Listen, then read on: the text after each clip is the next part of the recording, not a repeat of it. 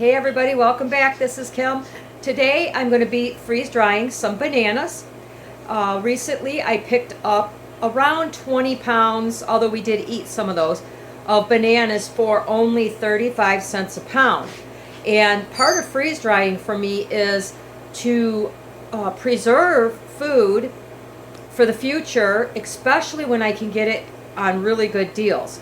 Now, it's the middle of winter. It's extremely cold here in Michigan. We had all kinds of crazy weather, from freezing rain to snow to ice to you name it today. And so there's nothing I could be growing myself right now, but I can really watch for those bargains until my garden is in full swing and preserve those for the future. And why not do it when you can get it at a really good price? Well, part of this video today is not only freeze drying those bananas, but it's giving you some hints and tips that I've already learned from doing my first batch of the applesauce, and just ways I'm trying to get more efficient so that I can get the best use out of my freeze dryer. And I want you to be able to do the same, especially if you're brand new to this like I am. So anyway, let's get into the freeze drying, and I'll start with those tips for you. All right, so the first thing I'm going to do is get my machine ready to go, because it's going to take a few minutes, about 15 minutes, to get it down to where you can load the trays. So I just hit start, and you can see it's preparing the freeze dryer, and I have about 15 minutes to go. All right, so the next thing is that you want to use parchment paper down on your trays, because most things stick to them, especially since I'm going to be doing bananas. They stick something terrible to everything. But I found that you can get pre-cut parchment paper, which would make this process a lot easier, because as you can see, this is too short for my trays, and if I do it this direction, then I have to cut them all. And really, I don't want to waste as much as I can, but for now I'm going to have to use an extra piece just to get this covered, so I could cut one from another sheet. But I think getting the pre-cut ones is going to save a lot of time and help with this process quite a bit. So I'm going to get all of my trays prepared, because the next thing I want to do is get my fruit that I'm going to be doing this time on my trays.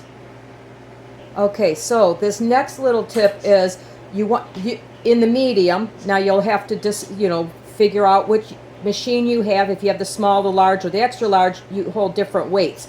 But for a medium, you can hold between 10 and 15 pounds of your whatever you're freeze drying, your food. And so what I did was I pre-froze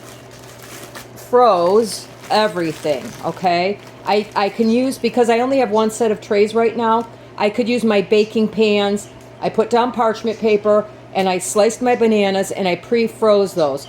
If you wait until your trays are available, you're going to lose a day, because, well, bananas, they might have froze overnight if I had done this yesterday.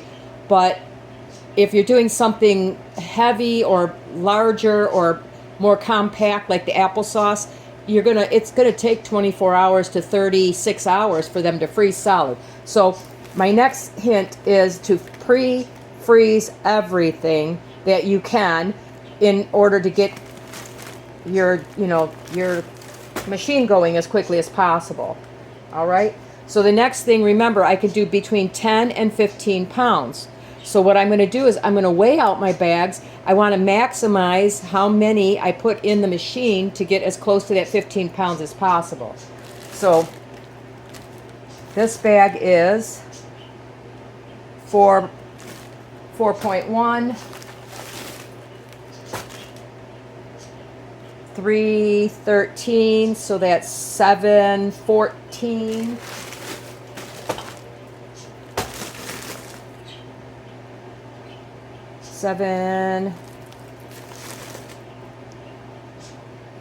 That's 10. That's about 11 pounds right there. So now I know I can go to my freezer and I can grab something else to get that next 4 pounds. All right, so now I have some strawberries that I pre-froze. And I have 2 pounds there. And then I keep the tops and the stems that you cut off because these make a great tea. And let's see how much. All right, so I have 3 pounds right there. Now I have a little less than a pound to go. So I'm going to call this as close as I can get. Although I do have some mushrooms in there. So, you know, I might be able to throw a few on here, but I'm going to do those separate. So now I know how much weight I have to put into my machine. So now I'm going to put them individually on the trays. All right, so you want to do these in a single layer. And this is where having the extra parchment paper would come in handy, because you can stack these with the divider of the parchment paper in between if necessary, because I think I'm going to have more than my trays can hold. And that's why I want to know what weight I have, because like I said, I want to maximize how many I could put in here because of, you know, the cost of electricity to run it and the time and stuff like that. Now you don't have to do this, but you know, I want to get the most out of it. Our electric unfortunately went up 63%, so I want to make sure that I maximize our usage here. Another thing that I'm going to get, which is on order, and I'll show that to you once it comes in, is a meter, so I know exactly how much electricity each batch takes. Because, you know, if it's something that it's fun to have but it's not necessary, I might not want to run that, you know, again. So anyway, I'm going to go ahead and fill my trays, and I'll show you how they look once they're done. Okay, once I get my trays all loaded, what I do is I weigh them, because you're going to need to know that if you were to rehydrate them. But obviously I'm not going to rehydrate bananas unless I want them in something like a banana pudding or something. But I'm still going to weigh them. So I have 1738 grams, 1738 grams with, this is 2 layers of the bananas, and now those are ready to go into my machine. Okay, so even though I was prepared to have 15 pounds of food in there, you know, you have to realize that there's only so much surface on these trays. Now these are double stacked, and I still have some bananas left. Not a lot, but so anyway, I maximize my tray space. I think if I had cut the bananas just a little bit thicker, I could have got more bananas on the trays, but really I don't want them much thicker than that. That's probably a good 1/4 inch. So I just was prepared in case I had extra tray space. So anyway, these are going in the freeze dryer, and those are the first hints that I learned today. And as I learn some more, I will let you guys know. Okay, my drying time is done, and it's into extra drying. I set it for 2 hours, and after this first hour, what I'm going to do is I'm going to stop it here. I'm not ending it. Okay, so now I have the chance to add more dry time if I need it. So what I'm going to do is I'm going to weigh each of these trays and then put it back in for that last hour and weigh them a second time to make sure that there's been no change. So now that I've stopped it, I have to go over here to my valve. Okay, and we're going to turn the valve and let the vacuum out.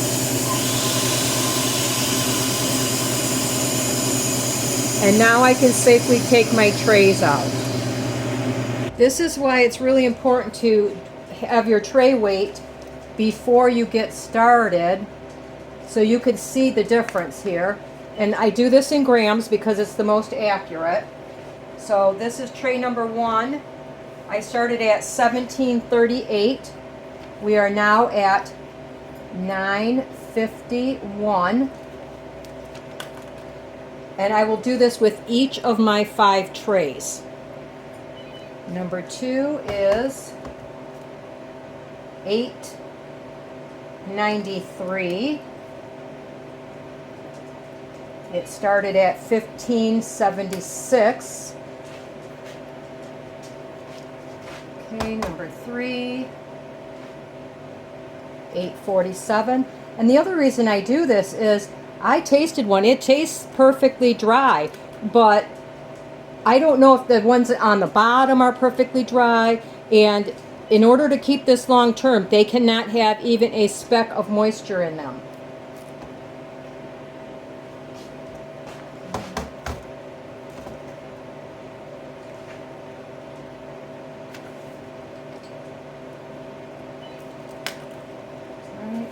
Last one here.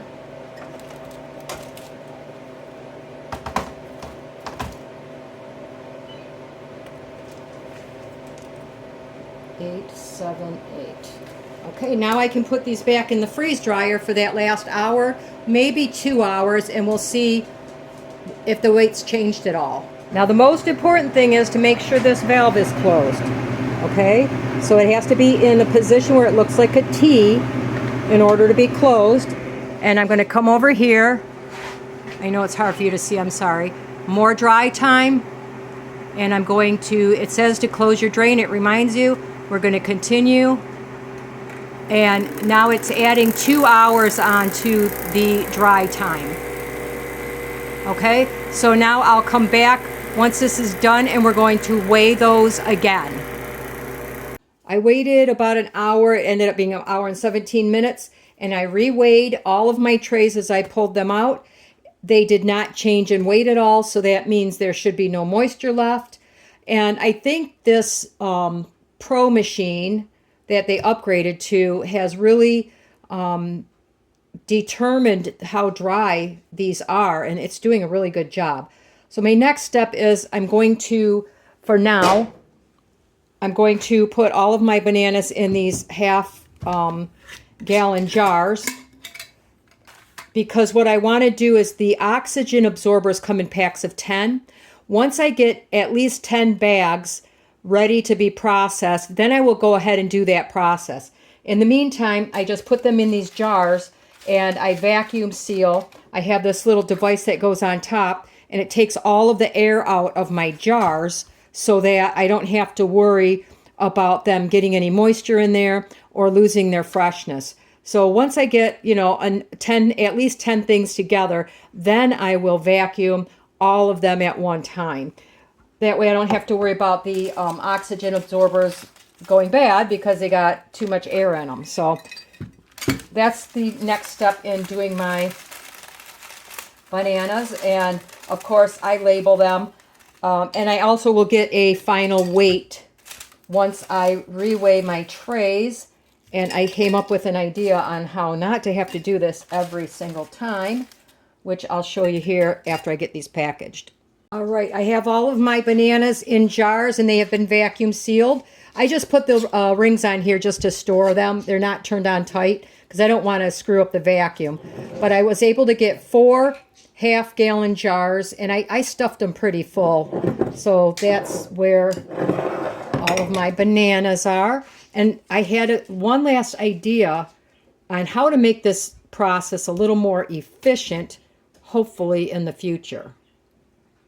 Okay, so what I came up with was, every time I do this, I have to know at the end how much my trays weighed so I can figure out how much weight was lost. So instead, I'm going to weigh them now.